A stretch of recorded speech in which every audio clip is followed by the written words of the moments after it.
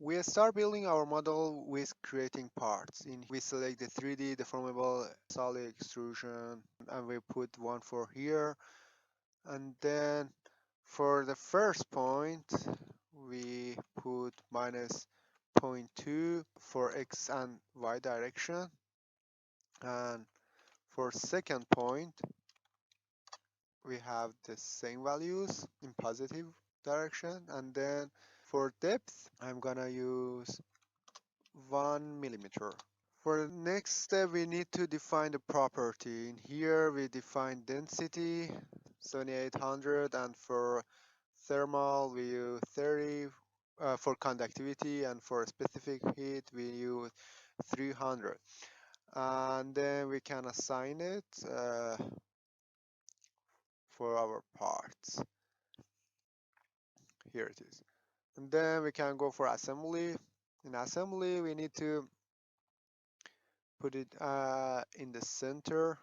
I mean, it's automatically puts it in center. And then we can go for step. In a step, we need to define the heat transfer model.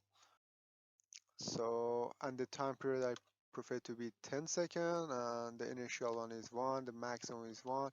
In here, we use the, for maximum allowable temperature, we use a very large number, so we would be sure that we have convergence. It's not very important value if we want to use 3D printing or some very complex heat transfer model, we might need this, but for now it's okay. Now we can go for next step, which is in introduction. We need to define heat convection, so we can easily select surface film condition. We can use all surfaces, and then for thin temperature use 25. So just make it bigger, 50. And now for load, this is the important part. We want to use Dflux. Okay, we have surface and body heat flux. I want to go with surface for this part. I'm gonna select this surface, and then for here you have two options: uniform, user defined, total flux. We want to use the user defined, and it says that you need to define the Dflux subroutine. The magnitude we use 1. And for initial temperature, we can easily select the predefined field and put 25 degrees centigrade. And now for mesh, we easily can mesh it. It's fine now. But before going to the job, we need to change the formulation, the element formulation. Here you can go and find the heat transfer. Now we can use the heat transfer element for this model. Okay, now we can create our job. Here, for using subroutine, we need to first set our set directory, set work directory. And then I'm gonna write input. This is just a warning for history output. We don't need it now, so say okay. So now you can see, if you go to that directory, you can see the job -1.imp file. So for now, we need to create the subroutine file. We need the Abaqus documentation. In here, you can easily find it, Abaqus documentation 6.14. In here, you can see Abaqus user subroutine reference guide. These are the subroutine for standard and explicit models. We need to use Dflux. So now you can see the subroutine, and then you easily copy this. In here, you need to create a text file and then name it, for example, Dflux or whatever. It doesn't matter, but it's very important to put .4 at the end of the. It asks you for permission to changing the format. After clicking yes, you see it change the icon. I'm gonna make it larger so you see it's not the text file anymore. For seeing this extension, you need to go here and check this. If you haven't checked this, you're gonna see it like this. In here I'm gonna to use Notepad++. You can use Plato as well, but I'm good with Notepad++. I paste the text in here. You need to put 5 or 6. Let's 1 2 3 4 5, and one more for the first one, for the first line. 6 for subroutine, but for the others you need just 5. In here you need to delete it, but it says that you need to define flux 1 and 2. If you don't define it, it's gonna get the value 0. As I said in the PowerPoint file, I need to put the heat flux on the circle. So first I need to define my coordinates. I know that coords 1 is x and coords 2 is for y and coords 3 is for z. I'm going to put them for x, y, and z. Now I want to define a if command.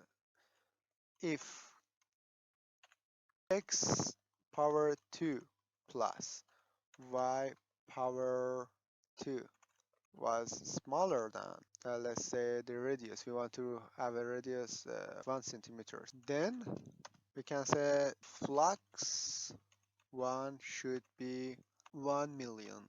You can use it like this, or you can easily say 1.d6. Okay, and then and if.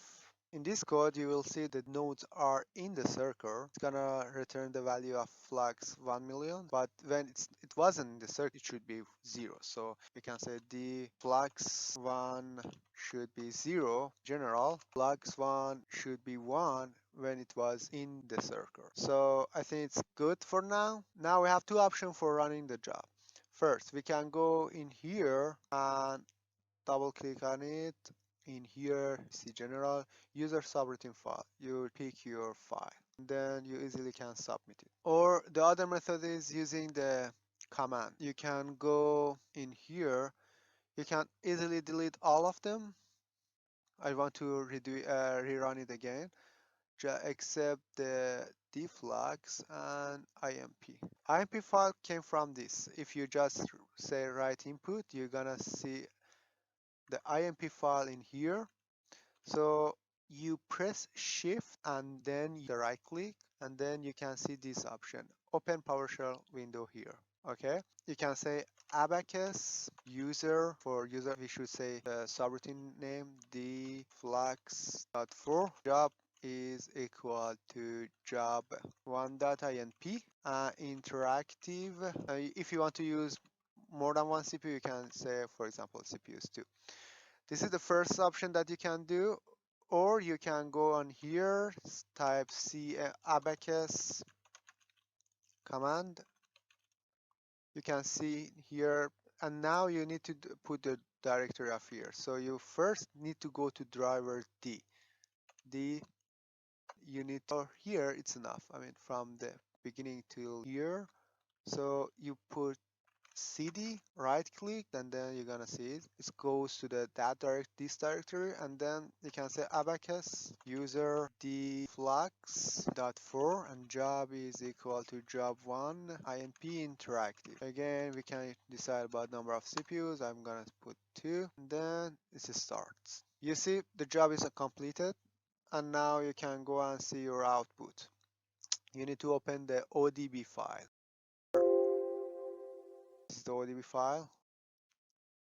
For temperature, you need to select NT11. You can see here's the temperature. If you want to see the maximum value, you can easily go to option, contour, then limits. You can say, for example, here maximum value is in the middle of it, or if you can limit it to 1000. So it says that in here the temperature is about 1000, but outer than this region it is more than 1000. 2700, yes, it is the region up higher than 2700 degree of centigrade, and this outer part is for lower than 2000 centigrade. Thank you very much for watching this video. I hope you enjoyed this. Please give us your feedback. If you have any question or if you needed any model, please let us know so we can create them for you. Thank you very much. Bye.